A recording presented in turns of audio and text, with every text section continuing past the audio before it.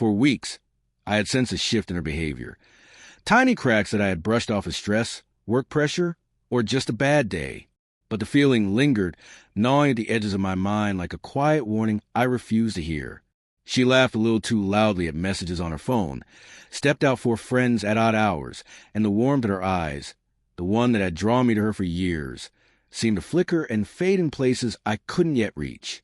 I told myself I was overthinking, that marriage had its ebbs and flows, and that love required patience. But deep down I knew something had changed. That Friday night, she insisted she was meeting a friend for drinks. I offered to come along, to ease whatever tension hung in the air, but she laughed and waved me off. "It's just girls' night, relax," she said, her tone light dismissive, as though brushing away the unspoken tension between us. I wanted to believe her, to cling to the image of the woman I had married, the one who once whispered late-night secrets and held my hand in moments that felt suspended in time. But instinct, that silent, stubborn companion, wouldn't let me ignore it. I stayed home, pretending to watch television, yet every laugh from her side of the city gnawed at me, sharp and invasive. Hours later, her phone buzzed on the counter. A message preview flashed across the screen. It was just one night. You didn't mean anything. My heart froze, a cold stone sinking into my chest.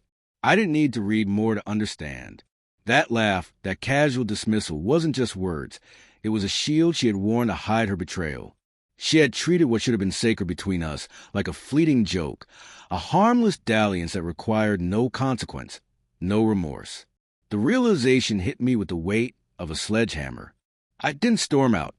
I didn't call her immediately. I wanted to watch, to observe how far this could go, to see the arrogance and disregard she had allowed to flourish within herself. That night, I sat in the quiet darkness of our living room, the hum of the city outside a cruel mockery of my thoughts.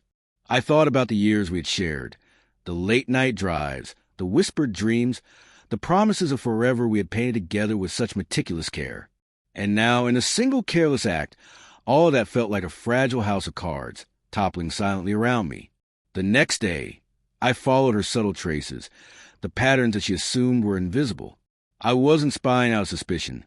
I was gathering understanding, watching the choices she had made, the casual disregard for the life we had built. She moved through her day with an air of invincibility, smiling at friends, laughing at jokes, carrying herself as though nothing had changed. And yet, I saw the cracks in her eyes when no one was looking, the fleeting guilt that she tried desperately to hide beneath rehearsed charm. It was the faintest shadow, barely noticeable, but enough for me to know that the universe had begun its quiet rebalancing. That evening, I waited until she returned. She walked through the door, radiant in her confidence, her laughter spilling into the room as though to challenge me, to prove that she could carry the weight of her actions without consequence. I didn't confront her immediately. Instead, I let silence do the work that words could not. I moved through our apartment with deliberate calm, speaking in measured tones, every action precise. I prepared dinner, set the table with care, every detail a contrast to the chaos she had invited into our lives. I wanted her to feel the shift, to sense without a single raised voice that the dynamics had changed. The woman who had once been the center of my world now had to navigate the repercussions of her choices with nothing but my composed presence as a mirror. We sat down, the clink of cutlery and soft music filling the air. She laughed at something on the television, her eyes searching mine for a reaction, expecting confusion, anger, perhaps even tears. But I remained steady. The warmth that had once flowed freely between us was replaced by a cold, deliberate distance. I let her words fall into space between us, unanswered, while my mind cataloged each betrayal, each careless act, each laugh that had shattered trust like glass. She tried to pierce the quiet with charm, but charm could not undo the truth, nor could it erase the lesson she had forced me to learn. Finally, dessert arrived.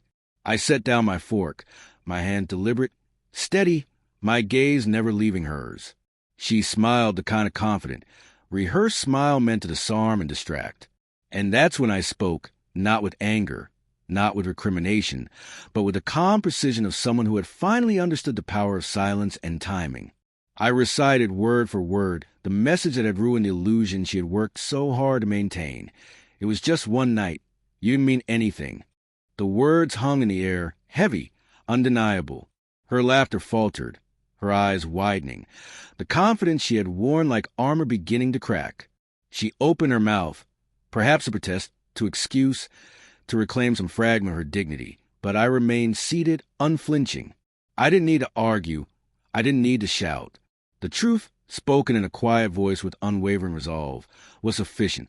She finally understood that her actions had consequences, that the casual dismissal she had treated as harmless was anything but. And in that moment, the power shifted. The woman who had thought herself untouchable was confronted not with fury, but with clarity. The clarity of someone who would no longer tolerate betrayal. The clarity of someone who had finally learned to walk away without compromise.